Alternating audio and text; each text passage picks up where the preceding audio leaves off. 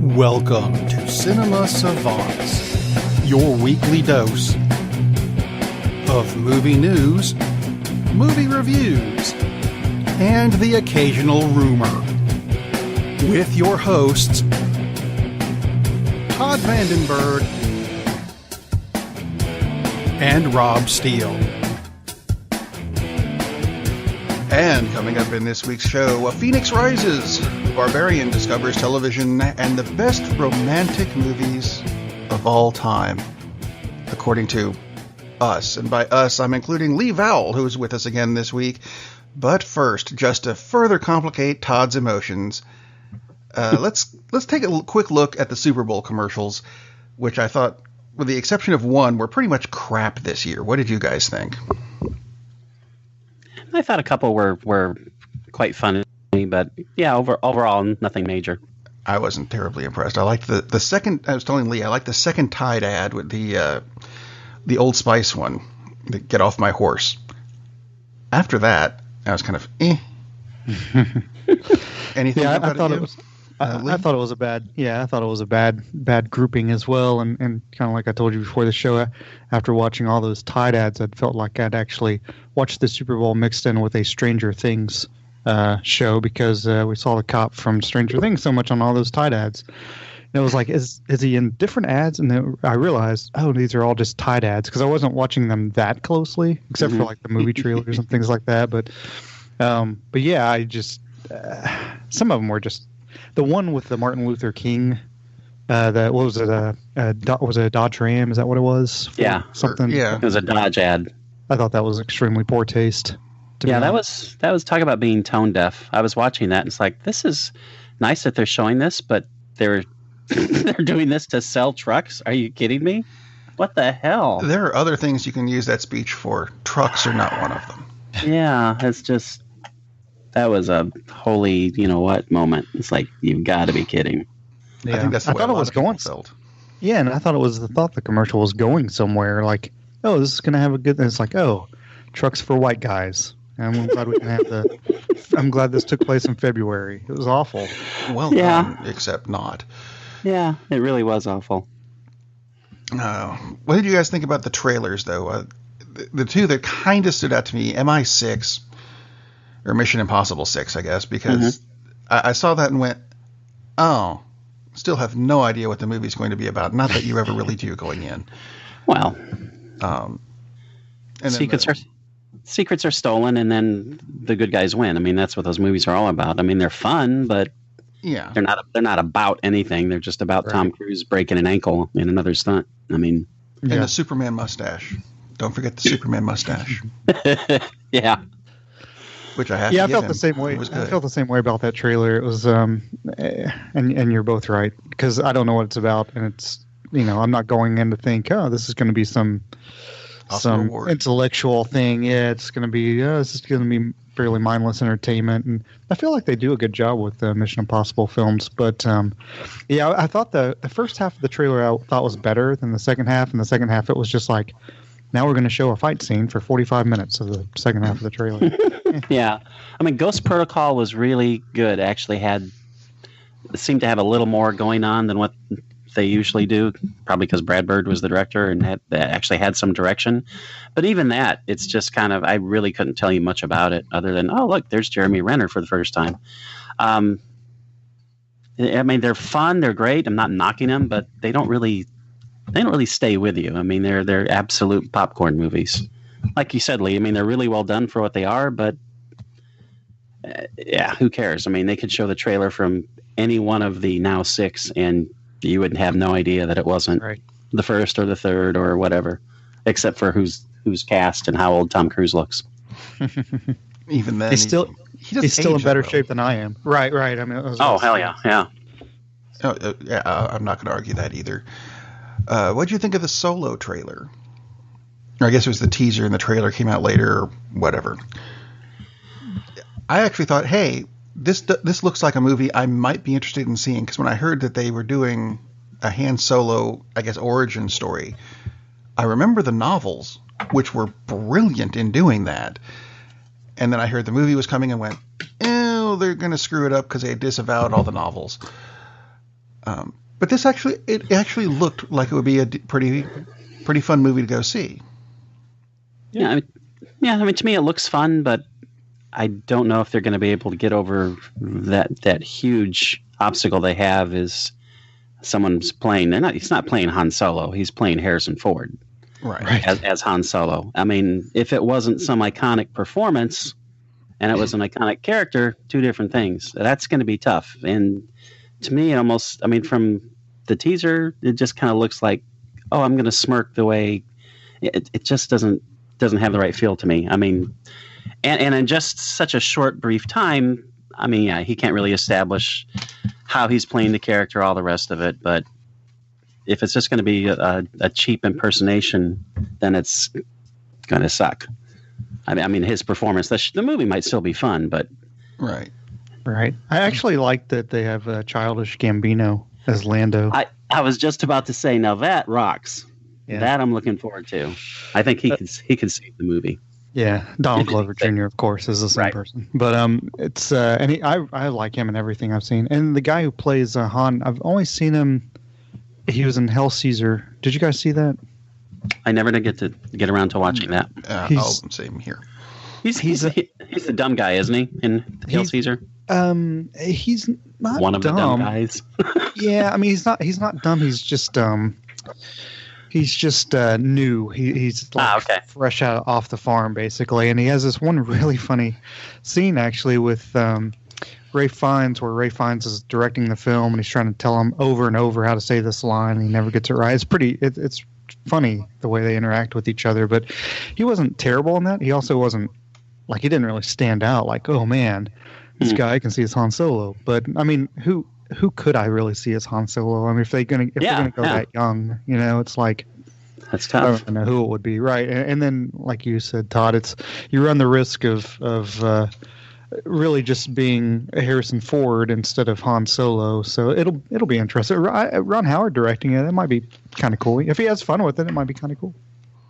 Yeah, that's one good potential saving grace. Although it is kind of scary, is like the fact that he had to come in and take over and how much had to be reworked, and the fact that they've put off any kind of trailers or anything until this point also kind of makes it scary. So, I mean, not like we won't all go see it, obviously, and hopefully we all love it, but that's kind of dangerous territory. But like you said, I'm really looking forward. I really hope they list him in the credits as Childish Gambino. I know they won't, but I mean, that would be awesome. That would make me happy. And he is great. He's excellent. Yeah. If you guys haven't seen Atlanta, it's really, really good. Yeah, I've seen a couple episodes of it. Well, did you see the other trailers that came out after the Super Bowl? Let's see, Venom had a trailer that he's not even in. No, I noticed that. Yeah, that doesn't really bother. I mean, do we really need to? I would rather see. I'm sorry, if you're casting Tom Hardy, I want to see Tom Hardy. I don't want to see some CGI creation that anybody could be. I mean, that doesn't mean anything. I'm not particularly upset that Venom is not in the Venom trailer. I know what Venom looks like. I don't need to see him to sell me to go see the movie. I mean, unless the CGI is so awful you don't want to show it, which it's Sony, so that won't be the case. The plot could be terrible because it's Sony, but again, Marvel's helping them out, so it should be good. I'm totally down with Tom Hardy as Eddie Brock / Venom. That's very cool. And I'm really glad they're going with the anti-hero version as opposed to just the straight up villain. So the trailer, I don't care. I know I'm going to see Venom in the movie. I don't need to see him in a trailer. It's not like they have to prove to me Venom is in a Venom movie. So I think it's kind of crazy that there's all this uproar about Venom wasn't in it. It's like, well, okay, you're right. It's not the Venom movie. It's just that movie where he's talking on the phone the entire time in the car. That's what this movie is. Which I can't think of the name of the movie, but that's a great movie. It makes me sad I can't think of it. But anyway, yeah, I don't care that Venom, the character's not in it. It's CGI. Who cares? You know what it's going to look like. Actually, you said the CGI thing, which brings me to the Deadpool trailer, which had a good jab at the people who do the CGI with Cable showing up with the unfinished CGI arm. and having to cut to somewhere else where Deadpool screws around for a while. Oh, they finished the CGI. Let's go back to the actual trailer. I'll give him that. That was funny. I'm still kind of up in the air because I still don't think he looks that much like Cable, even with the finished CGI. He's not wide enough, but that's just me. Wow. Well, who would be wide enough to play Cable, though? I don't know. They have to crack his ribs to make him wide enough to. That's probably true. Yeah, that trailer was hilarious. I love that trailer, and I hope he is playing with action figures of himself and Cable in the movie. That would be great. That's what I thought too. That would be awesome.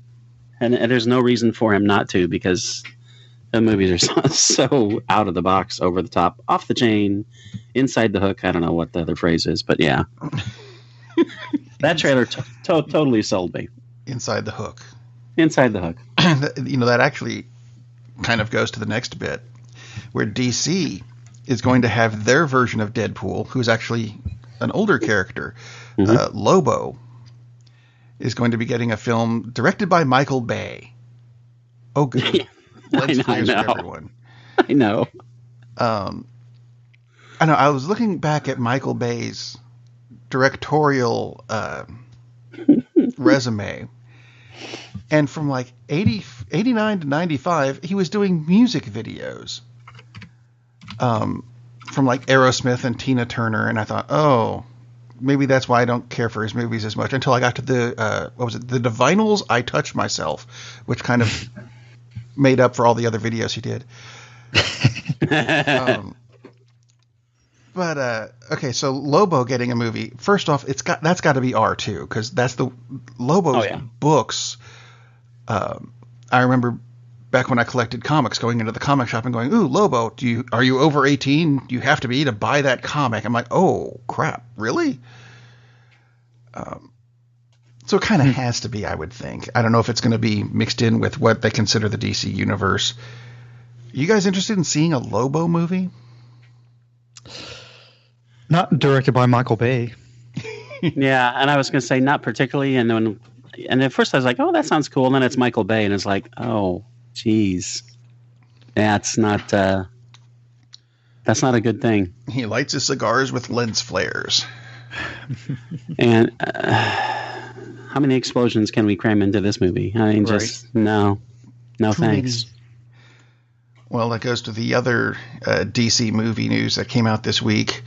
The Joker origin film. It's not Jared Leto anymore. It's Joaquin Phoenix, who looks more like the Riddler to me, but whatever. Well, Joaquin Phoenix is very cool, and anything over Jared Leto, over his performance in Suicide Squad, not over Jared Leto, but over the way he played Joker, is an upgrade. But yeah, I don't really particularly care for Jared Leto as the Joker. I watched a little bit more of Altered Carbon, and one of my favorite character actors pops up, and I was thinking, this is the guy who should play Joker, Matt Frewer. Oh yes, especially if they are still doing Ben Affleck someday in the distant future, like in 2,000 years, he's playing Batman, so they can have an older Joker. Oh my God, he would be awesome. And his character, this is kind of manic. Imagine Matt Frewer playing a manic character, but I think no, don't. Let's not have Joaquin Phoenix play him. And if it's an origin film, yeah, okay, Matt Frewer's too old, whatever. But please let this guy play the Joker. I mean, if we're not going to have Mark Hamill, because they're never going to give us that, the bastards. But Matt Frewer would be great. Actually, I just looked him up. I didn't. For some reason, I was thinking Matt Frewer was older than. He's just 60. The last several times I've seen him, he's looked. How to say this nicely? Older. Older, yeah. I think Phoenix works well with the Joker. I mean, because he has that kind of a vibe where it's like he's not altogether there sometimes. I mean, and I know the whole thing with where he was acting, quote unquote, acting for 2 years while they were making the Casey Affleck thing. Right. Not even including that, but I mean, I think Phoenix is a really good actor, and I think he could pull off the Joker. But Scorsese, I mean, that's pretty interesting. That's going to be a weird film, I think. It is, yeah. We're going to see the first trailer and go, what the hell is this? And someone's going to pop up out of the corner and go, oh, it's a Tide ad. That's right. Yeah. DiCaprio kills everybody at the end. Although, who are we more interested in? Are we more interested in watching Scorsese doing a Joker origin, or in Michael Bay doing anything? Yeah. I mean, even if it's going to be weird, it's going to be. Yeah, exactly. Yeah. It's going to be interesting. I mean, it's just a strange. What a weird thing. It's just, I still can't quite wrap my mind around. It's like Scorsese's doing a comic book movie. It's not who I would have guessed. Yeah. It will definitely be cool. But on the bright side of the comic movie news, I mean, okay, it's not a movie. It's a TV series, but who cares? Jessica Jones is coming back on March 8th. We finally have a date for that. And if it's even half as good as the first one, I'm really looking forward to it. I think it's going to be much more than half, though. Yeah, that's a yay. The trailer looks excellent. And Black Panther, coming soon to a theater near us, directed by Ryan Coogler, who I'm hoping I pronounced that correctly. And Todd, you said you had something on him that you wanted to talk about, but didn't tell me what.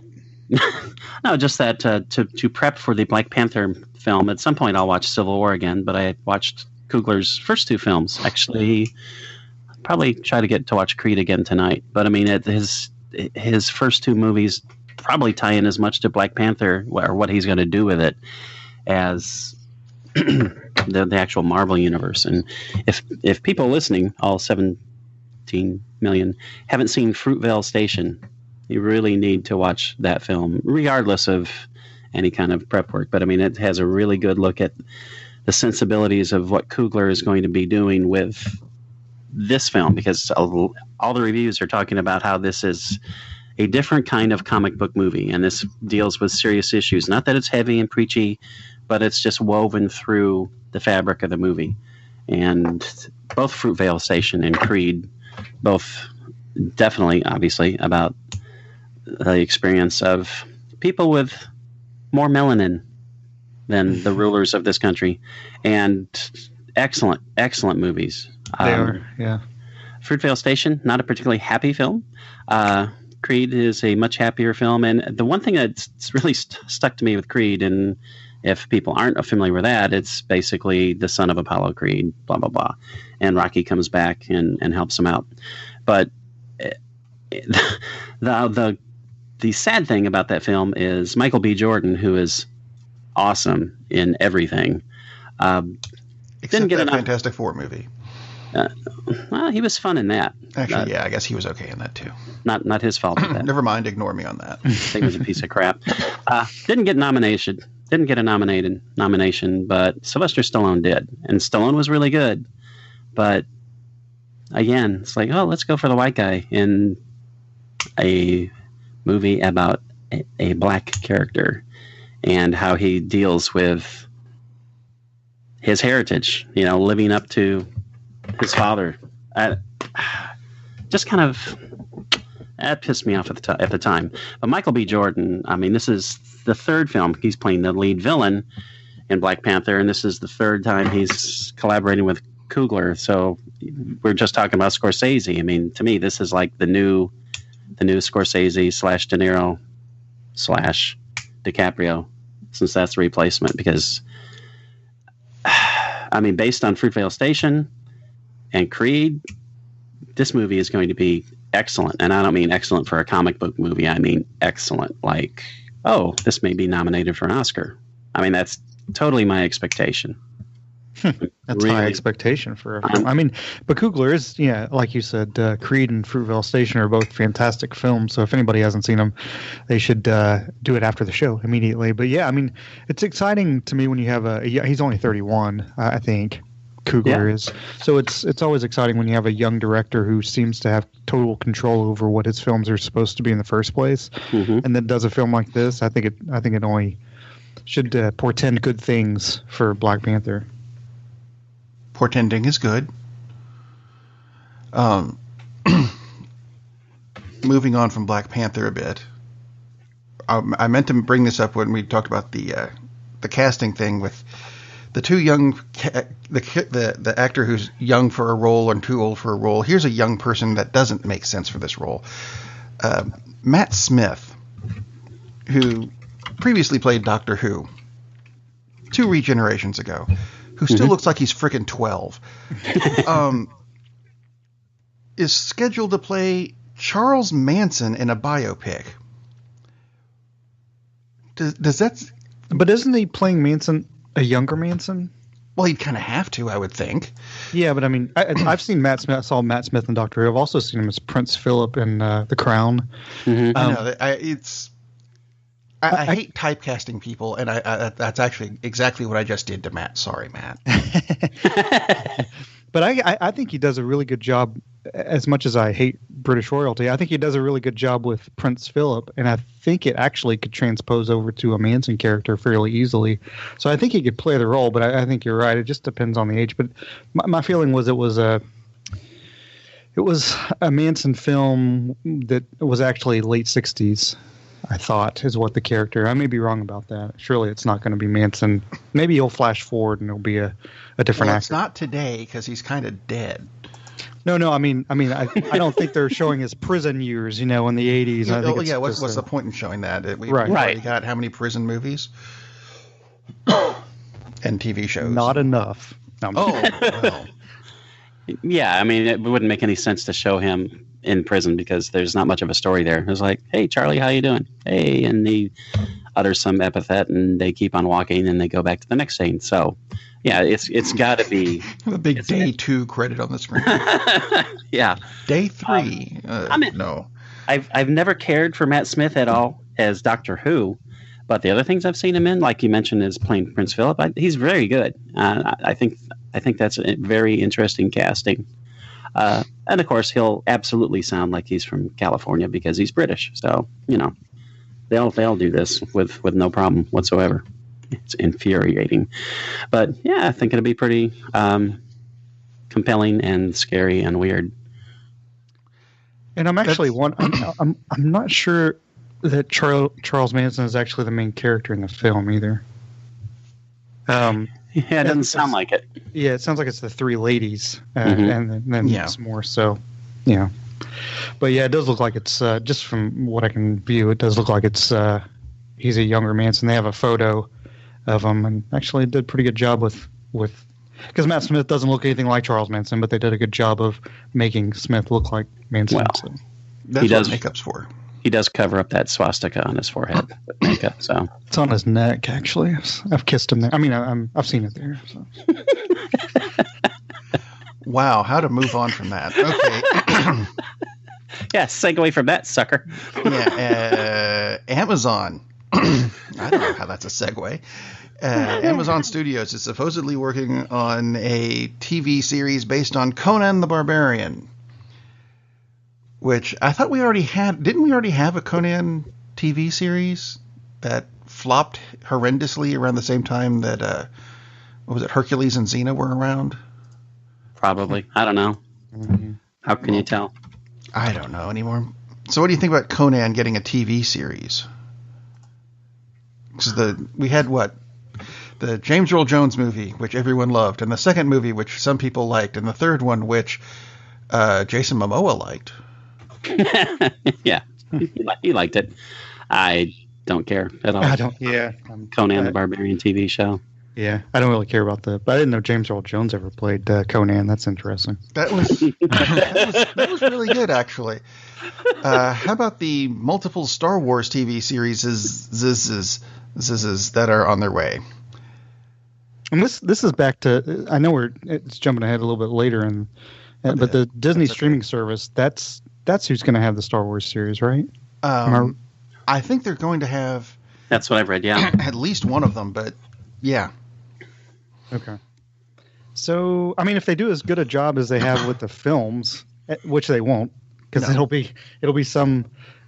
From what I understand, there's no R-rated stuff on the Disney streaming service, so there's probably going to be no. I don't know. Titulation with a Star Wars series, so they're probably going to be just like any other Disney series. So it'll be like, oh, great, this is made for populace and has no edge to it and is not very good. they're going to be on the Disney streaming service. And let's go ahead and get that out of the way. The service, which is supposed to start in the fall of 2019, supposed to have TV series based on High School Musical, Monsters, Inc., as of yet untitled live-action Marvel series, a Star Wars series, and films including an inexplicable remake of Three Men and a Baby. That's all.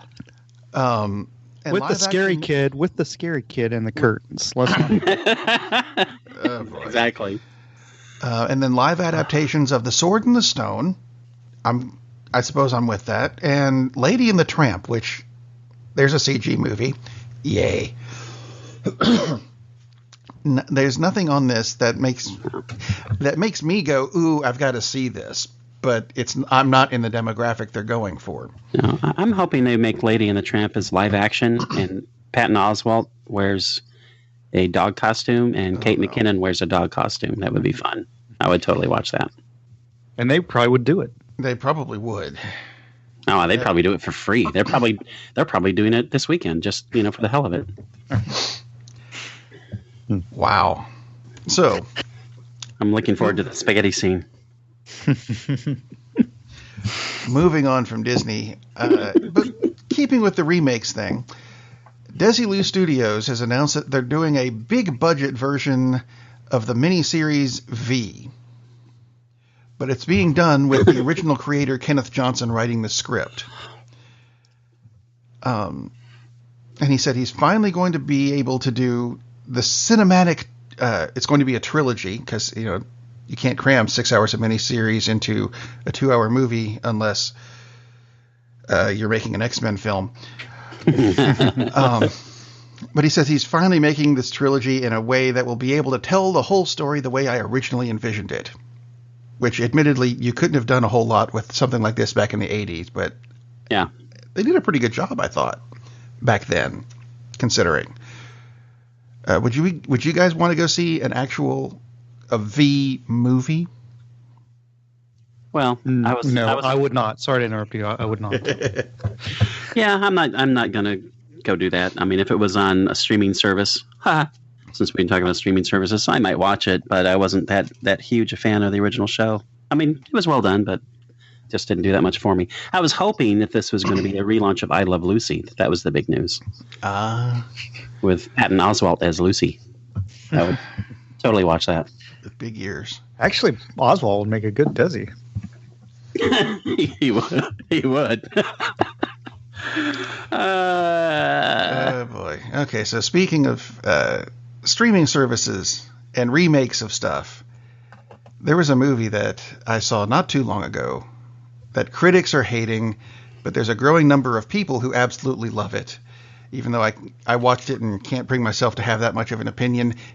It's a movie called Bright, which is on Netflix. Watch it after the show. Wait till we're done.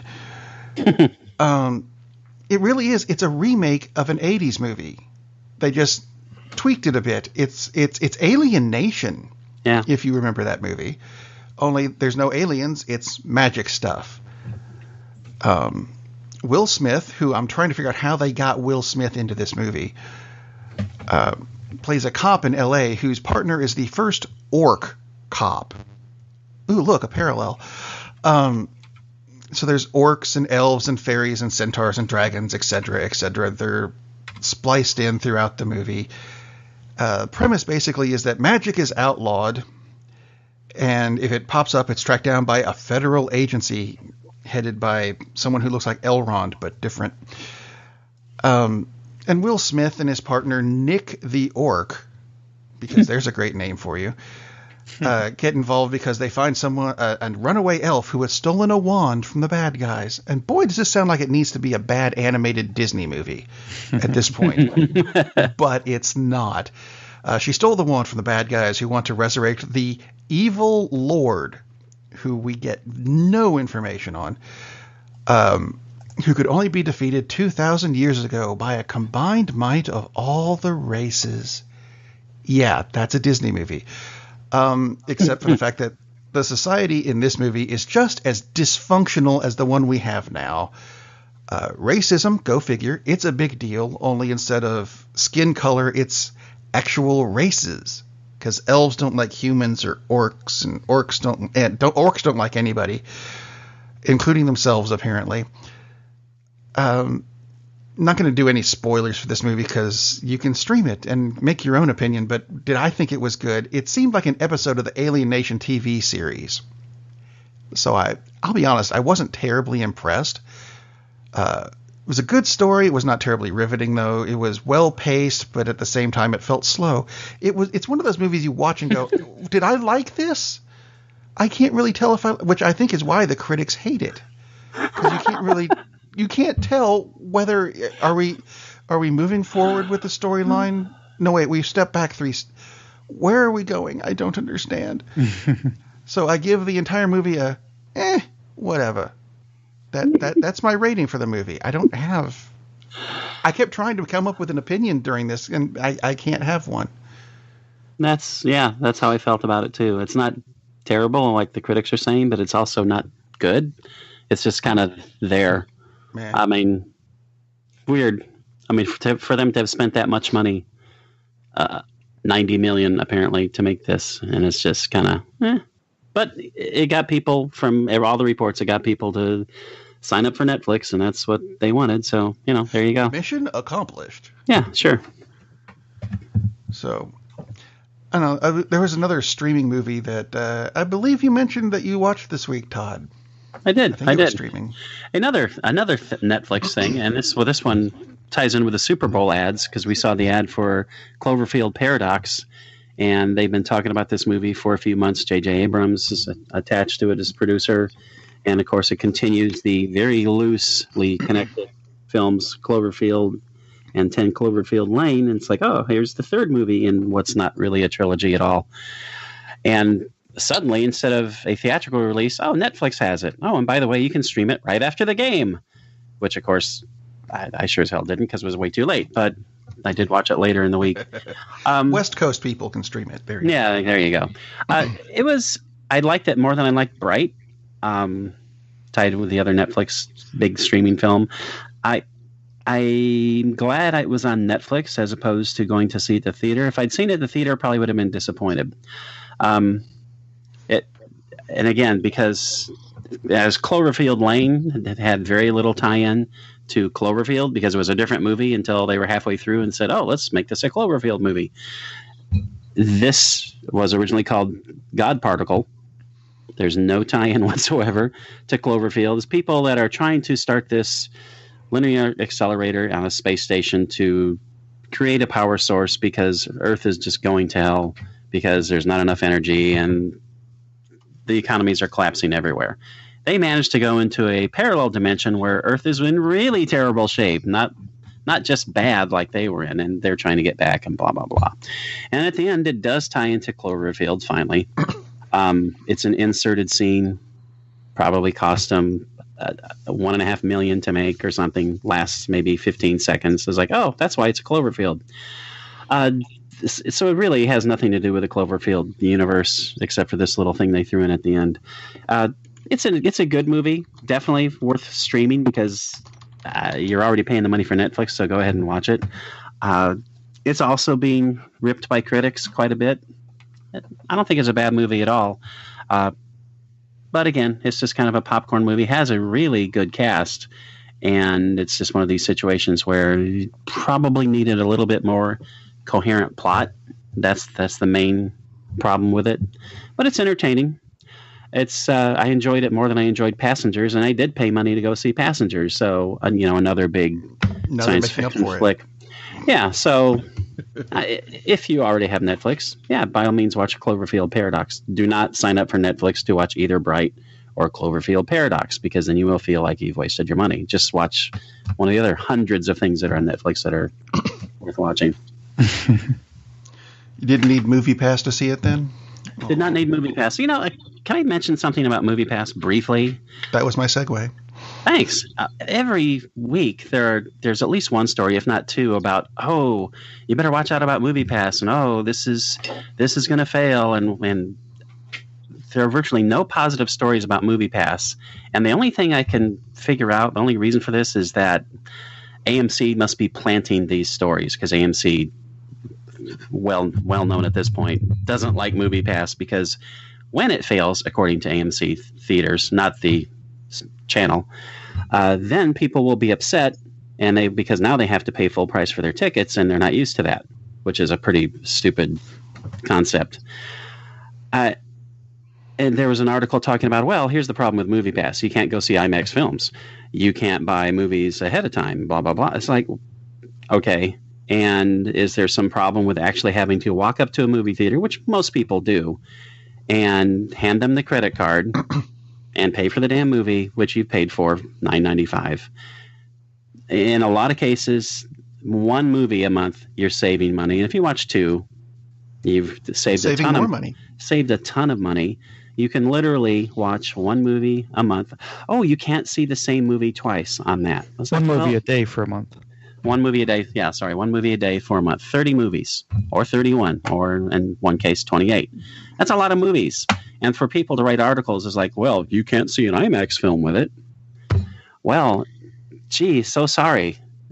Then pay the extra money if you want to see the freaking IMAX movie. It's unbelievable that this is basically getting shredded in the media every week about what a terrible concept this is and how this isn't going to work. Seems to be working. Mm-hmm. And the only possible downfall is if you pay for an entire year's subscription, which you do not have to do, saves you a little more money if you do, and then it goes belly up, and okay, then you've lost the balance. But honestly, all you have to do is see 10 movies in the first month that you've had it. You're still ahead of the game. So who cares if the thing fails? It's just mind-boggling that it's like, oh, MoviePass bad. Yeah, it's really terrible to pay $10 a month and see 30 movies if you want to. I just don't get this, other than the fact that AMC must be behind it. No, and MoviePass decided, is like, okay, well, it's not going to work at these 10 AMC films theaters. And there was an article about that. Oh, they've canceled it with a lot of AMC. No, 10 out of, I think, 2,500 theaters. 10, because those were higher priced theater chains. Well, okay, that kind of sucks, but it's not like it's not good in really, AMC really theaters. big cities. Exactly. It's like Los Angeles, New York, and I think maybe 2 other cities. And it was just a few theaters in those cities. And they act like, oh, look, they're backing out from their agreement with AMC. It's like, no, they don't really want to just cover the cost of a $15 ticket. Makes sense to me. That's one way they may stay solvent, by not covering the cost for something that's extremely expensive. So shut up with your horrible anti-MoviePass crap. Just, geez, man.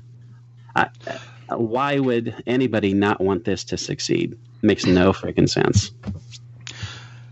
And of course, you didn't need MoviePass to see the movie Lee wants to review this week, because it's old. That's right. It's old like me. MoviePass. It seems like the people who like it are the people who are regular people like you, me, and everybody else who save money doing it. Yeah, it's kind of a crock. I don't live in New York. It'll work at my theater. Yeah, and it's funny just to so Tinseltown here in Oak Ridge is not an expensive theater. I mean, it's a regular price theater, but they show ads before every movie. Hey, you can spend $8.99 and get a discount on a ticket. So the next time you buy a ticket, it's only $8.99. I'm like, that's more than what I'm paying now for the movie. It's like, are they watching what they're putting before the films? It's ridiculous. No. And I was thinking, is it $8.99 a month like MoviePass? No, it's you pay $8.99, but you still pay $8.99 for a movie. It's just ridiculous. So anyway, yeah. So I've always loved foreign films, and I know a lot of people try to, or they stay away from foreign films because they just have to read during the film. And there's a lot of times, unless it's just a very talky film, and there's not a ton of those anymore, you really aren't reading that much. And I believe it's the director that I cannot think of his name, but he's the best director probably in the world. He's made the most money in the world. Michael Bay. Michael Bay, yes. That's what I'm talking about. Thank you. No, it's guy who directed Jaws. And in the Spielberg, yeah.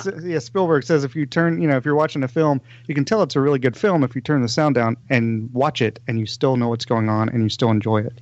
Because that's really what you're watching in a film. You're watching the film instead of listening to the words necessarily. They all go together sometimes. But anyway, No Man's Land is a film that came out in 2001. Basically, it's a fairly simple structure of a story because it's one soldier is from Bosnia. It takes place during the Bosnian War. One soldier is from Bosnia, another is a Serb, and they end up there's a trench in the middle of this big field where they're fighting each other. But nobody goes into the field. It's almost like World War I, where they can't go over because they'll be shot.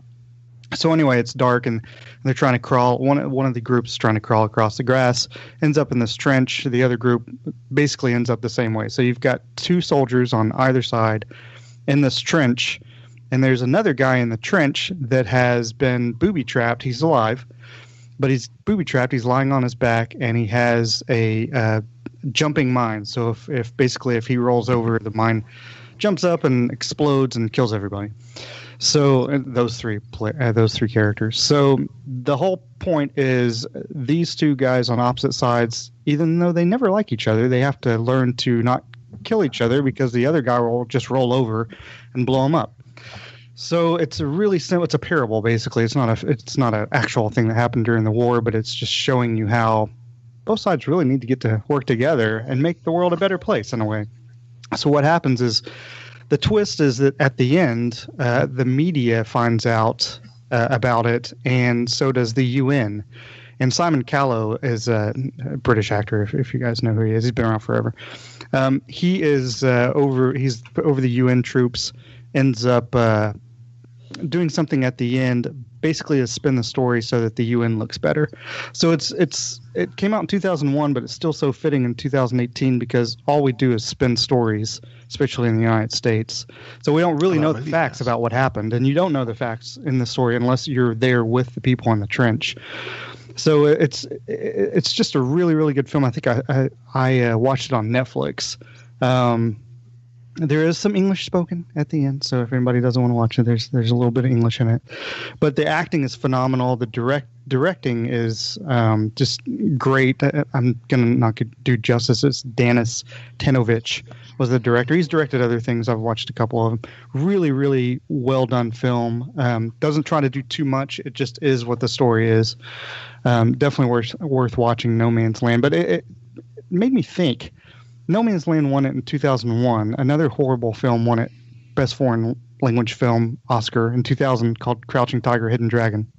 The same year No Man's Land won it, Amelie was nominated and didn't win because No Man's Land won. Life is Beautiful won 2 years before that. There are great foreign films made every year that people are not watching. And so if anybody just has nothing else to do, watch a foreign language film. Look into it. Hey, was this one well reviewed? Yes.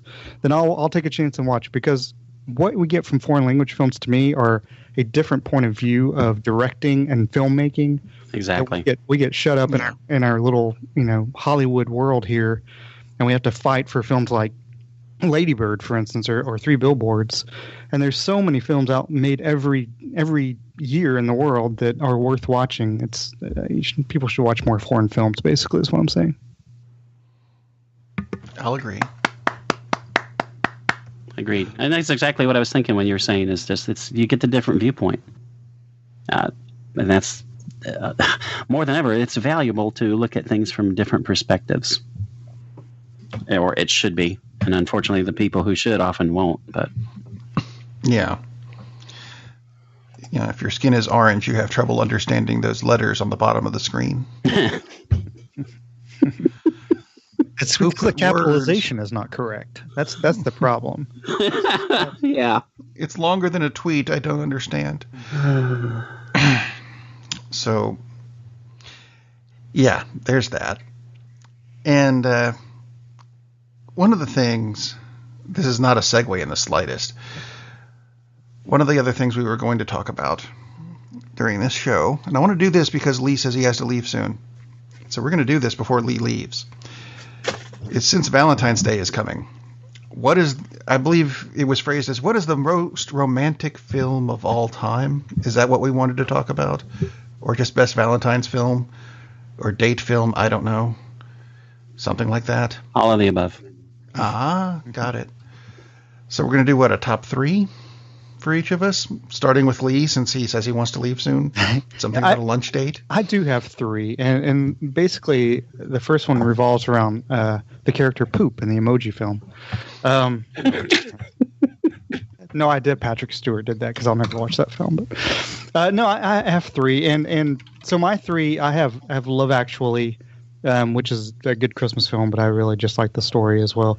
Say Anything, which of course is the classic John Cusack holding the boombox over his head, and then Before Sunrise, the first of the trilogy so far. There's probably gonna be another one in 5 years or so, but yeah, just the interaction with Ethan Hawke and Julie Delpy. It's really, really well done. It's a great film, and just the whole Richard Linklater does a phenomenal job directing that film. I did have one for, there's parents out there, kind of like me today, but there's a lot of parents out there that maybe they don't have a significant other, and they're home with their kid, and their kid is like, oh, that's my Valentine. You're my Valentine. It's not a romantic thing, but still, you have my heart kind of thing. Yeah. You should watch Chaplin's The Kid. It's a really good film if you have a child there with you, because it's just about, if you guys haven't seen Chaplin's The Kid. I know you probably have, but anybody out there listening haven't seen it. Once you see it, you'll be like, oh, that's what he's talking about. So. It is lovely indeed. Agreed. And now go enjoy your luncheon, sir.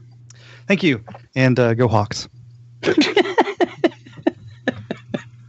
Wow, that's a little premature, but okay. I'm so sad he didn't mention Ironweed. I was sure he was going to go that route.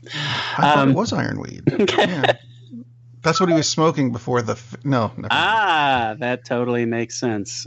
Gosh, I'm kind of irritated that Lee went with Say Anything, because I really don't want to put that on my list now, and I was really leaning towards that. But I mean, there's so many, so I won't go with that route.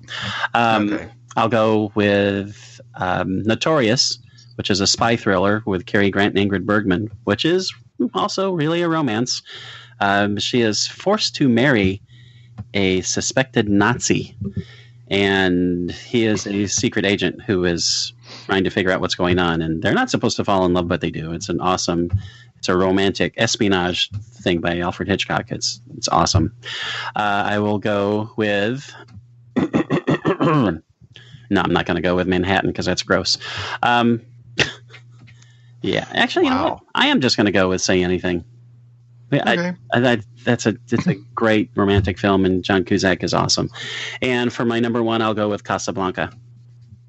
Ooh. Which has many romances going on, including the bromance at the very end. So Casablanca is to me, is a great romantic film because it's the unrequited romance, and it's about sacrifice and all those wonderful things. So totally dig one of my favorite films ever, easily. See, my list is very strange because I got my wife to help me with it, because romance movies are not my thing.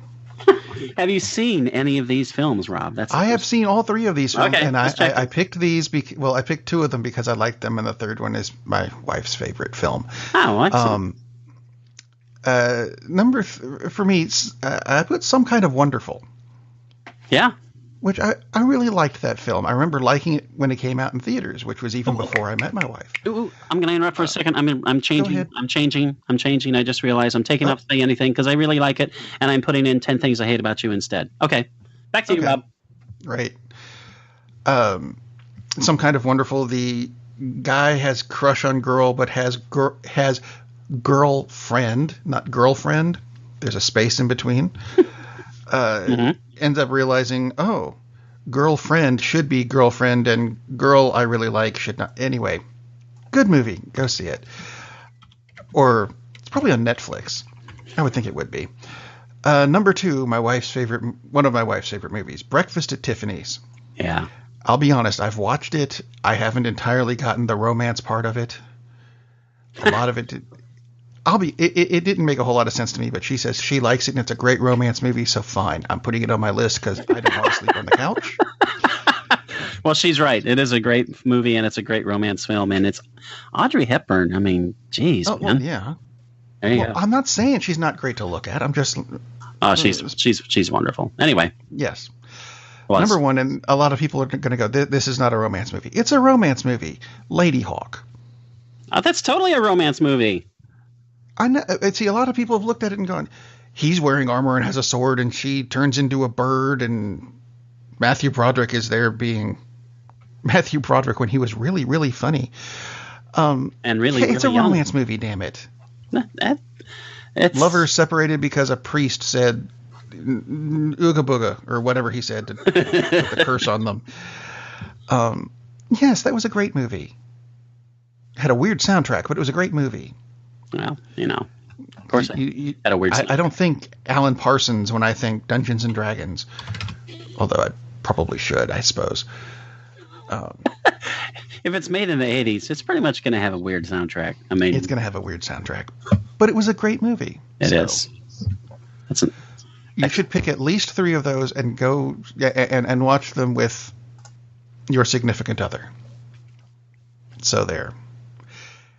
As opposed to, and I guess I'm going back to movie news a bit, as opposed to the Emoji Movie, which no one should see, and is apparently responsible for Jordan Peele no longer acting.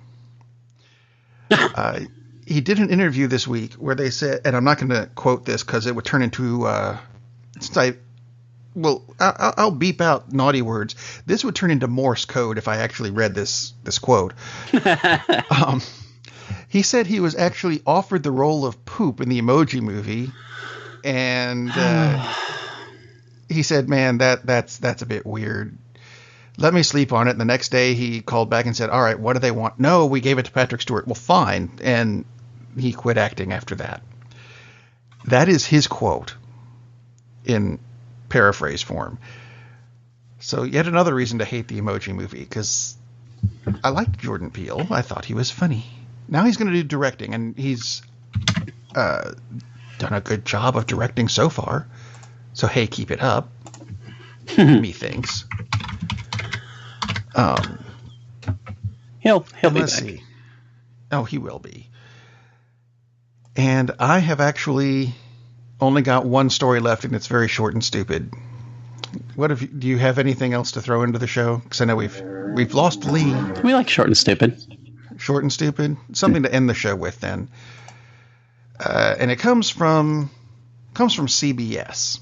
Actually, CBS News. And you can look this up now because it's still on the CBS News website. It is it's about the Oscars.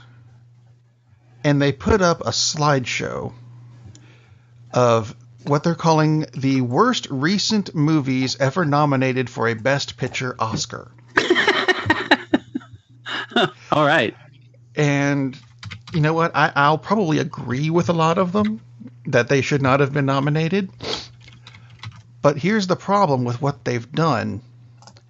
And this may change by the time you're listening to this. So I'll take a screenshot or something and put it on our website, cinemasavants.com, where you can subscribe to the show on iTunes or the Google Play Store or YouTube even, which I suggest you do. They have this slideshow showing movies like, Rain Man and Fatal Attraction, and I don't know what this one is. And see, that's the problem, because none of these are labeled. They're just pictures of the movies without telling us what the movie actually is. Oh, that's weird, because I'm on the site, and slideshow is working. I mean, it's showing the movies. I mean, it's showing them, but it's not saying what they are. No, it's showing the titles. I'm on the side on the. Oh, you get the titles now? Because all I have is "and the envelope, please." Oh, they fixed it, the bastards. Now that I've made the story and started it. Seriously, I just refreshed it just now, and it's doing it. At the beginning of the show, it wasn't. Although there is a picture, and I'll take a screenshot of this. There's a picture of Mel Gibson in Braveheart, and it's listed as Good Will Hunting. Oh, that's awesome. Oh, no, I retract that. Now they're all Good Will Hunting. Well, see, mine's There's working. Rain Man, Good Will Hunting. There's Nick Nolte and Barbara Streisand, Good Will Hunting. You have issues because mine's working. See, the difference is mine has an ad for Battle Pope, so that's probably why mine's working. What? That's what the ad that popped up was for Battle Pope. Battle Pope. I have no idea why they thought I would want to purchase Battle Pope for 99 cents, but they thought I wanted that. The comic book? Yeah. I'm not. This is a terrible list, and I don't mean it's a list of terrible movies. It's a terrible list. I'll agree. Worst recent movies ever nominated for As Good as It Gets. No. Rain Man. No. Mississippi Burning. Hell no. No. What is the one with Nicole Kidman on top of John Cusack? I think that's John Cusack. Haven't gotten to that one. One other problem with this is it's a slideshow and it's 31 slides, so they can serve you 31 ads. Shame on you, CBS News. Maybe it's my ad blocker getting in the way again. Yeah, it could be. But that's kind of, I think, reprehensible. That because there's a picture of The Help and it says Good Will Hunting. CBS News has a 31 Scent of a Woman, Good Will Hunting screen. Reminds me of my friend who first got into I'm not going to say who he is. He got into BitTorrenting back when before it was completely illegal. Lee. And it was very odd that he said that half of the movies you could get were labeled as, this is The Matrix, this is Good Will Hunting, this is Field of Dreams, and they all turned out to be Fight Club. So you don't know why. So he got to watch Fight Club like 15 times. That's fun. A lot, yes. That would piss Lee off majorly. Life is Beautiful, listed as one of the worst films. Ghost, Good Will Hunting. Tom Hanks teaching martial arts to a kid, Good Will Hunting. I still haven't found the picture you're talking about. This isn't just the... Terrible. If you go by the drop-down menu, which works, it is the 12th picture between, Helen Hunt and Jack Nicholson in As Good as It Good Gets. Will Hunting, damn it. As good, and before Rain Man. Come on. At least on my list, which is probably in a completely different order than your list. You can work. Because there doesn't seem to be an order to it at all. No, there's no order to it. No. Come on, work. Click. Now it's Click, damn you. Now it's stuck. Oh, there. Oh, Moulin Rouge. That's Moulin Rouge. Yeah, it's Moulin Rouge. It's Ewan McGregor. It doesn't really look like Ewan McGregor, but it looks like John Cusack. Yeah, it looks more like John Cusack, but which is also... See, that's a movie that I've only heard from The Other Room. That's because my wife and the kids will watch it occasionally. I'm like, oh god, they're watching it again. That's a really good movie. That's very good. This is just who wrote this? I mean, I know it's on CBS News, but this is written by someone who doesn't like movies. Basically, I'd be curious to see what the list of good movies are, because this is a crap list. The Emoji Movie. Yeah, I'm sure the Emoji Movie is on here. I'm sure it is. They have terrible taste in films, basically. I mean, there are a couple in here that are kind of like, yeah, okay, maybe. But for the most part, whoever wrote the article, worst movies ever nominated for a Best Picture Oscar on CBS News, you are a moron. Holy crap. And if this is a team effort, you all are terrible. You should never write about movies ever again, because your taste in movies sucks. Holy God. Which, yeah. CBS News is good for some things. This is probably not one of them. Yeah, this is why orange people say it's fake news, because this is just opinion, but it's terrible opinion. And it's terribly constructed. Really? You're serving up 31 ads so I can read your horrible, god-awful crap list? They get money out of it. Yeah. And that's what it's all about today. It is indeed. But MoviePass is good on CBS. No, it's not. Forbes has a similar thing. I'm going to see what Forbes comes up with, because Forbes, which apparently a couple of the writers for Forbes really hate Star Wars, because they wrote so many negative articles about how The Last Jedi is not making as much money as it's supposed to. Wow. Yeah, just crazy. Made more money than you're ever going to. Shut up. This is worst Oscar-nominated Hollywood movies to date. Okay, well, this is not even fair. They have Suicide Squad. Well, yeah, it was. Yeah, but it was nominated for what? Margot Robbie's hair. Yeah, I mean, and the Phantom Menace. Oh, visual effects. It's like, let's have some serious nominations, okay? Say what you want about the Phantom Menace and how the story was not good and everything, and you got to give it the visual effects. Yeah, because they really were good. Even Jar Jar was done spectacularly for its time. It looks a bit dated now. The character was hideous. This is also, this isn't a bad list because these are bad movies, but it's also kind of pointless. So, okay, like Norbit, which I barely remember coming out. It was nominated for makeup and hairstyling. Eddie Murphy is 5,000 people? Yeah, exactly. And it was nominated for makeup and hairstyling. Well, he played like 9 million characters, so of course it should have been nominated for that. Not all of them were recognizable as him. There's no point in this list. It's like, yeah, this is a list of bad movies that happened to be nominated. 50 Shades of Grey. Oh, got a nomination for original song. For most original grayness. But in Forbes' defense, it's 2 screens. It's not 30, or actually in this case it would be 10 because it's 10 films.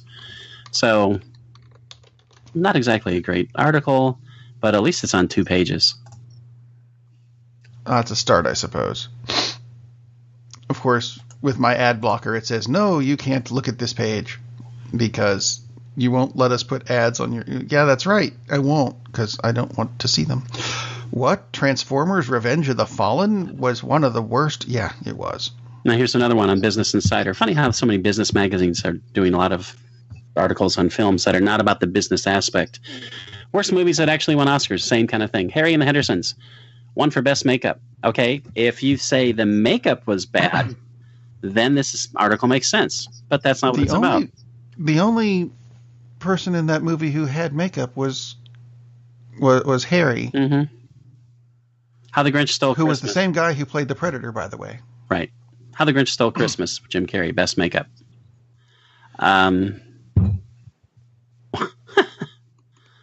What was his Kevin Peter Richardson? Is that right? It sounds right. Sounds there. So do you remember a TV show called what was it called? The Misfits of Science. Yeah. He was in that. Yeah. He was in that without his makeup, and I had it was a long time before I realized, wait, Kevin Peter Hall. There we go. There we go. Who died, by the way. It's very sad. Mm-hmm. Did not know he was the Predator or Harry until IMDb came out. And then I said, I wonder what he looks like without his makeup. Holy crap, that's dude from Misfits of Science. I never knew. I liked that show. See, there's a show you can remake because it was only on for like half a season before one of the main characters died in a plane crash, which is why we didn't get a season 2 or season 3. There's something to remake, I think. There are lots of things to remake. Well, yeah, no, but something we might be interested in seeing. Since you brought up remakes, I watched a film called Hero, which is on Hulu.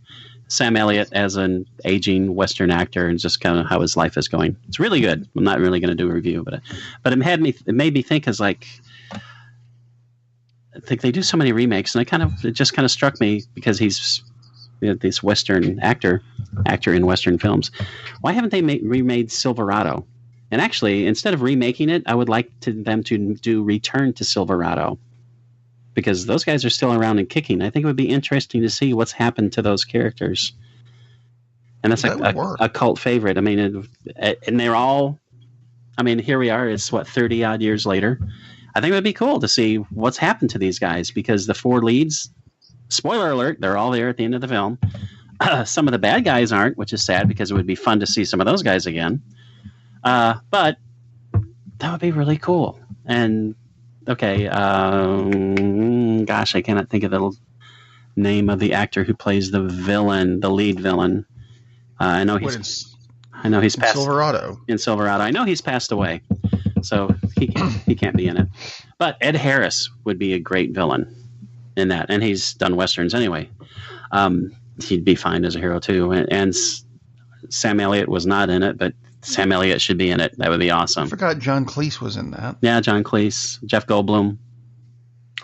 But I don't know if they could have. Well, they probably should be able to afford to do it because none of these guys are commanding high dollars anymore. Not at this point in their careers. And Kevin Costner can direct the damn thing. Sure, why not? I mean, because, like we said, he has done some excellent work as a director, but that would be neat. I would like to see Kevin Kline, Kevin Costner, Danny Glover, Scott Glenn. Yeah.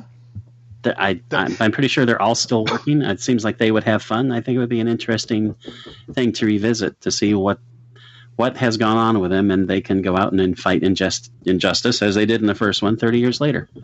Instead of these endless remakes, reboots about things no one gives a damn about. I mean, those were interesting characters. And all of them, I think, would give some really interesting twists on what it's like to be 30 years older and at that point. And they can cheat with the timeline a little bit. It doesn't have to be 30 years after the story takes place. It doesn't. It's been 30 years exactly, therefore it must be. No, it doesn't. Yeah, exactly. But that'll work. I thought that would be kind of cool. But they definitely need Sam Elliott to come in as like... I don't know if people would buy him as the villain. He'd be awesome, but I don't know if people would buy him as the villain. But I'll buy it. But he needs to be in it. That would be so cool. Well, one other thing that they are going to be remaking is this show next week. And that'll be us doing it. Excellent. But it'll be different, and it's not a sequel. It's just another episode. No, we should do a reboot. We should do the same show, talk about the same stuff. We're going to do the whole show only without Lee. We'll recast Lee with Ted. I think there'll be some contract disputes coming up with that. We'll see what happens. If you want to find out what happens, tune in next week to another episode of Cinema Savants, available at cinemasavants.com, iTunes, the Google Play Store, and anywhere you find podcasts. And we'll see you next week. Captain, we're losing power in the warp engines. I think we should be leaving now.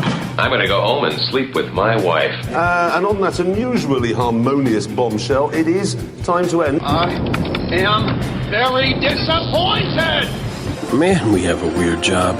It's shameful, but, it's a living. And like that, he's gone. Darn, that's the end.